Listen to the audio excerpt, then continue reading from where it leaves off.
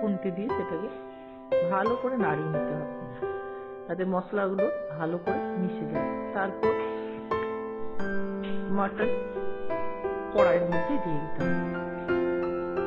মটনটা আমি ম্যারিনেট করে রাখিনি, এমনি দিলাম। আর একটা গোটা রসুন দিয়ে দিতে হবে। গোটা রসুন দিয়ে ভালো করে কষাতে হবে। মাংস রান্না সব থেকে মূল বিষয় হচ্ছে এই মাংস ও মশলার মধ্যে মিশ্রণ।